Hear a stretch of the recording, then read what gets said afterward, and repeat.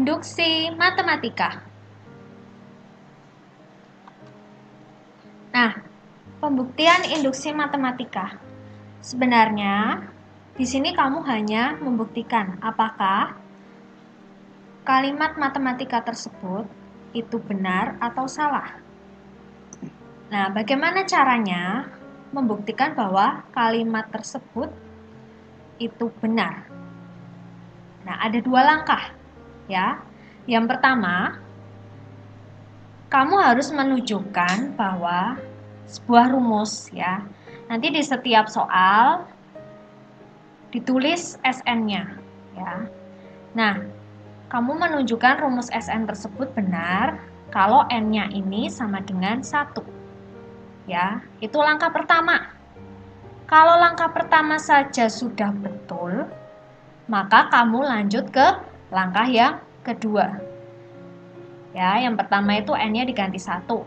Kalau hasilnya benar, ya sesuai dengan kalimat matematika di soal, berarti soal tersebut sudah betul dalam langkah pertama. Nah, jika sudah betul, maka kita lanjut ke langkah yang kedua. Langkah kedua itu S dalam K benar. Ya, jika S dalam K itu benar, maka S dalam K plus 1 juga benar. Nah, maksudnya apa, Bu? S dalam K. Nah, tadi kan disoalkan SN ya, di sini N ya. Maka kalau S dalam K ya tinggal diganti N-nya menjadi K. Ya, ganti K-nya, N-nya itu K. Semuanya. Ya. Nah, pernyataan pertama ini benar, dianggap benar ya. Nah, kemudian yang kamu buktikan adalah pernyataan yang kedua. K-nya ini diganti K plus 1 semua. Apakah pernyataan tersebut juga benar? Nah, kamu cari. Kalau sudah benar kedua langkah ini, berarti pernyataan matematika tersebut betul. Ya, ini adalah langkah-langkah untuk membuktikan induksi matematika, ya, membuktikan pernyataan matematika. Nah, untuk lebih jelasnya kita masuk ke contoh. Ya, hanya 2 langkah. Nah, yang pertama ini. Kamu buktikan ya, apakah benar memang 3 plus 5 plus 7 sampai plus 2N plus 1 itu sama dengan N kuadrat plus 2N. Apakah benar? Nah, kenapa ditulisnya sigma nih? Ya, ini sebenarnya sama saja dengan jumlah kalimat matematika yang di depan ya. Ini kalau I-nya 1 ya berarti diganti 1 kan 2 kali 1 ditambah 1 gitu ya. 3 hasilnya. Terus kalau 2 ya berarti 2 kali 2 ditambah 1 hasilnya 5. Ya kan sama aja kan? Nah, kalau di sini terakhirnya 2N plus 1, maka di sini ditulis sigma dalam I sama dengan 1 sampai N. N-nya diganti I ya. Kalau di sini I ya di sini I. Ya, batas bawahnya I, maka rumusnya juga dalam I. Nah, apakah benar nih ruas kiri sama dengan ruas kanan? Yang kita buktikan ini ruas kiri yang di sini, apakah sama dengan yang ruas kanan ini? Nah, hanya 2 langkah ya. Yang pertama, nah N-nya sama dengan 1, kita tadi udah buktiin ya. N-nya 1 nih. Kalau N-nya 1 kan berarti 2 kali 1, 2 tambah 1, 3. 3, betul ya. Kalau N-nya 2, 2 kali 2, 4, tambah 1, 5.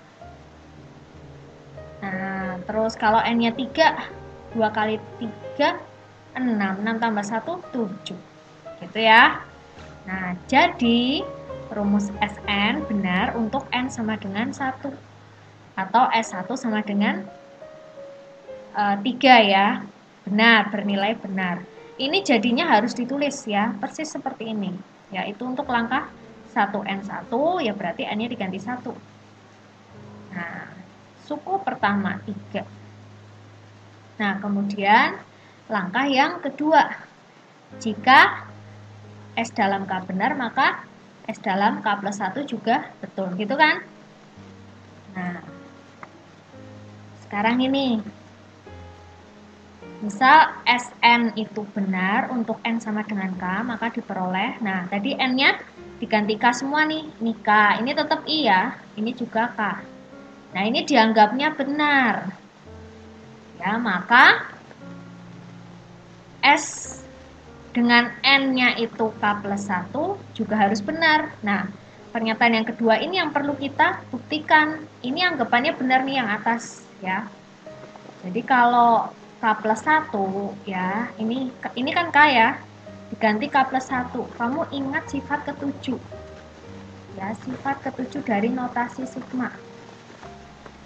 Ini rumusnya sama ya, 2i plus 1, 2i plus 1, 2i plus 1. Nah, I-nya itu dari 1 sampai K plus 1. Ya, ditulis I-nya dari 1 sampai K plus 1. Nah, ini dari 1 sampai K. Kemudian batas atasnya itu menjadi batas bawah suku yang kedua ditambah 1. Ini sama. Kamu lihat sifat ketujuh ya di video sebelumnya. Sifat-sifat notasi sigma. Nah, ini nih, apakah benar ya? Nah, kemudian lanjut, kita buktikan nih pernyataan yang kedua. Yang ini ya, saya tulis lagi. 1 sampai K plus 1 itu dipecah ya menjadi ini batas bawah 1, suku yang kedua batas atas K plus 1. Kemudian 1 sampai K, nah K-nya ditambahkan 1. Ini rumusnya ini sama, 2i plus 1 semua. Nah, 1 sampai K, tadi kan udah kamu tulis ya. Sigma dari 1 sampai K itu K kuadrat plus 2K. Ya enggak? Nih, saya ulangi lagi. Nah, ini nih. 1 sampai K itu K kuadrat plus 2K, gitu ya. Maka kamu tulis lagi di sini. K kuadrat plus 2K. Ini untuk sigma dari 1 sampai K.